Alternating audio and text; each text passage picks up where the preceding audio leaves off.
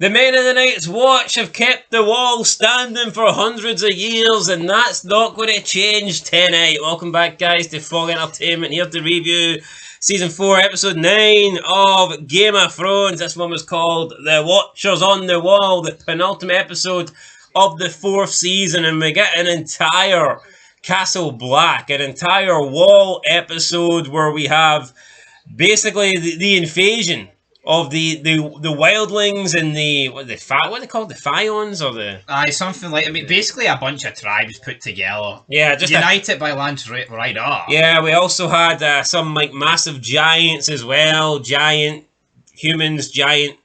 If giants are humans, I'm not too sure. Like some giant fucking... woolly mammoths. Like giant elephants or something. Woolly mammoth, mate. Aye, well... They're extinct now, but they used to exist. You know, we had a lot of shit here. No, the problem is, for me, I don't think the wall's got good enough characters for a standalone episode. I think the episode worked, but do you not agree? See, we had the Battle of Blackwater. It's like, holy fuck. It's King's Landing. You've got Stannis, Davos. You know, you're going against, like, Joffrey. The Hound. Yeah, the Hound. Tyrion. This felt like the Jon Snow show, which is fine. I like Jon Snow. I think he's a great character, but it's like, you look around, it just feels like a bunch of Diddy men with no names. Well, this episode was directed by Neil Marshall, and he is the man behind Dog Soldiers and also Doomsday and The Descent. So he's got some decent movies. He's got some good movies under his belt, but as we know, the men of the Night's Watch, I believe they're outnumbered. They've only got like 100 men, and they're outnumbered. I believe they say 1 to 1,000. Yep. Yeah, which is fucking insane. Yeah, because they've got 100. They've got 100 men, but they've got 100,000 men. Wow, Einstein here breaking out the maths. I know, but to put it in perspective, no, everyone's good with numbers, right? Yeah, but some of their men are giants, so does that not mean how many? It's just a giant count as one man, or? We'll have to wait. Well, I'd say the giants count as well. We've seen it. We've seen at the gate. It took 5 men to kill 1 giant. Yeah, so, right, no, this episode was good, and, you know, there was, like, different stages of the attack. Initially, they kind of start when they're, I mean, Jon Snow, at the beginning, wanted them to barricade and seal up the tunnels. They didn't do that. Basically, it was the orders of Alison Thorne, who was, like, the commander. He was not really listening to Jon Snow. And we see, like, the wildlings coming from the side of the wall. They are getting arrows shot at them. They're getting, basically bow and arrowed and taking them out one by one. But not only is there that attack from that side, but you've also got like a bunch of the wildlings and Fions or whatever they're called, or Fions, that are already climbed the wall. They're on the other side, so they're attacking Castle Black from the actual level that Castle Black's on, and then we also have the attack from the wildlings from below the wall. So they're beginning to climb. Alison Thorne then tells Jon Snow that, here, you command at the top of the wall. I'm going to go down and fight. And he steps up to the plate, I guess, here. I mean, he almost kind of admits, here, Jon Snow, you were right and I fucked up. But we've never jobbed out the wall in 1,000 years, so it's not going to start tonight. Yeah, and you know what? He actually goes down and he starts fighting, and he, respect to him, he puts his body on the line, and you know, good fight scene between him and Tormund. Yeah, Tormund. Aye, Tormund. Aye, it's not big ginger guy. What the fuck is? We're gonna That's call his name down there. Tormund. I'm using the Wikipedia for a change. It's Tormund. Damn it. Tormund.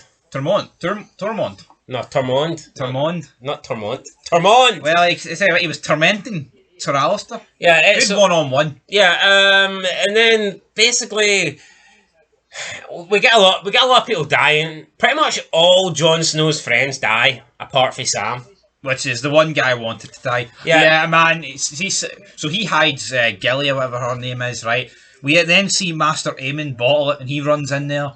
He just avoids all contact. This guy's a pathetic little bitch, man. Then we see Sam. He runs back to the lift. Hold on, you do know Master Aemon's fucking blind, don't you? Janos Slint, then. Him. How can you get those two mixed up? Seriously? Oh, aye, sorry, man. No, I'm not. Actually, where was Master Aemon? Fucking blind. He wasn't fighting, that's for sure. The guy's about 90 years old and he's blind as fuck. What are you expecting? Right then, it was Lord Janos Slint then, that guy. Easy mistake to make. No, it's not. Right, you're not allowed to look at the Wikipedia then. I don't need to. Name me all of Jon Snow's friends then. Piper, Ed. Piper, Ed Piper. Anyway, he bottled it. Lord Janos, he went, fuck this, man, I'm away there with Jilly. He locks himself in the room with the key, and Gilly's in there with the baby. And, it's not him for the eye. No, it's definitely not him. And then Jon realises, here, so Alistair Thorne needs me. Alistair Thorne gets wounded, so Jon then takes down the lift. Sam basically runs up. Sam's with one of the, I think it's Piper he's with, and Piper gets like shot in the throat with by Ygritte. Just an arrow through the throat. Sam says he's going to get help. I'll get Master Aemon to patch you up, but there's no one patching this up. Then he screamed at the kid, "Oh, find a sword! Do something!" I mean, what you do something fast? You're running around. So this guy's all he's doing is polishing the bolts. Yeah. So then Sam runs up and he takes the lift and he tells Jon, "Here, we need you down on deck.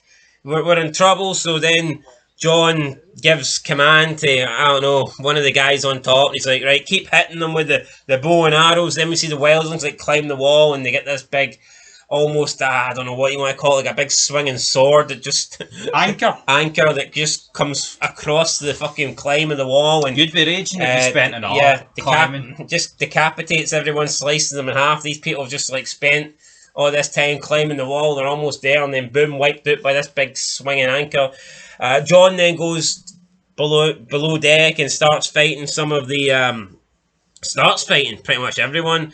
Fights the wildlings, fights the Fions or whatever they're called, and kills some of them. Then Ygritte's got Jon at not sword point, but she's got him at bow and arrow point, knife point, whatever. And then she gets killed by someone who we don't know. I'm going to assume it's that wee kid. I don't know, but... It was. So the guy that Sam told to pick up a weapon killed her. Yeah, and she was hell-bent on killing Jon Snow and then kind of had her opportunity and she froze. And then Jon's, I guess, upset that she's dead, but, there's more important things to be worrying about.